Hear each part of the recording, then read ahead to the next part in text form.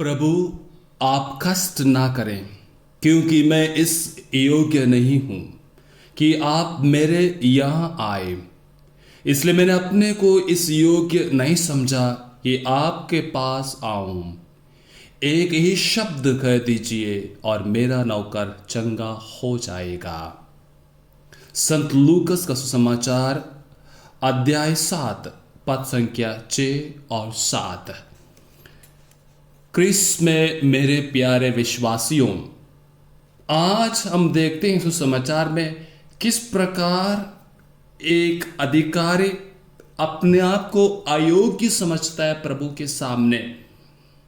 अपने आप को ये सोचता है कि वो प्रभु के सामने आने के लिए योग्य नहीं है। शतपति वो एक कफरनाहूम का अधिकारी था। वो कफरनाहूम एक व्यापारिक स्थल था और उस स्थल का ये वो अधिकारी था। उनके पास सब अधिकार था। वहां शतपति तैनात था। लेकिन जब उसका नौकर बीमार होता है, वो शतपति कुछ नहीं कर पाता है। यानी सांसारिक सब चीजें, सब कुछ उनके पास थे। सब धन दौलत उसके पास था। शायद सबसे अच्छे वैद्य के पास भी वो ले जा सकता था, तभी कुछ नहीं हुआ। इसलिए वो प्रभु के बारे में सुनते हैं और इसलिए प्रभु अपने आप मिलने नहीं चाहते हैं। वो और अपने नौकर को उनके पास भेजते हैं। प्रिय भाई बहनों, यहाँ दो चीज देखने हैं। एक चीज, इन शतपति में विश्वास था कि प्रभु चंगा करेंगे, इसलिए वो उस विश्वास के साथ अपने नौकर को बेचते हैं। दूसरी तरफ हम ये भी देखते हैं, वो शतपति में कुछ कमियां थी कि वो अधिपति है, वो सेनापति है, वो अधिकारी है। वो ना चाहता था कि वो प्रभु से स्वयं जाके मिले। एक तरह का हम कह सकते हैं घमंड उस अधिकारी में था।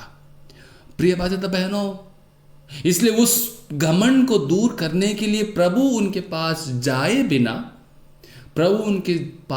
बिना दूर से ही उस नौकर को वो क्या करते हैं, वो चंगाई प्रदान करते हैं।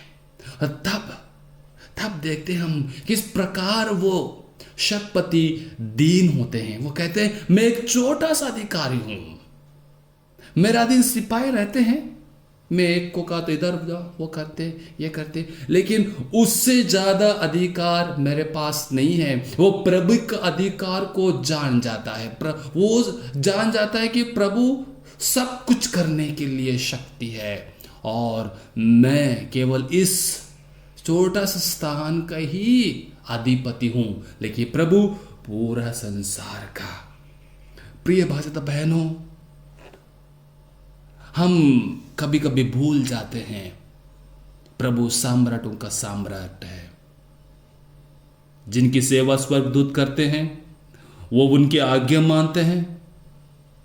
प्रभु सारे संसार के शक्तियां उनके पास है, इसलिए वो दूर से उस नौकर को चंगा करते हैं।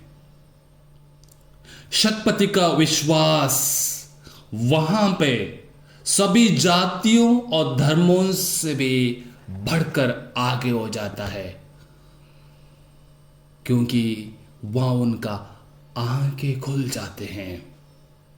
इसलिए प्रभु शतपति का विश्वास को सराहते हैं। प्रिय भाई बहनों, हम हो सकते हैं उच्च पद पर हैं, हम लोग उच्च पद पर काम करते होंगे, सब कुछ हमारे पास होंगे, लेकिन जब प्रभु के पास हम आते हैं, हमें घमंड को त्यागना पड़ेगा, नम्र बनना पड़ेगा और विश्वास में उनसे पूछना पड़ेगा। तभी हम पाते हैं प्रभु के शब्दों में शक्ति।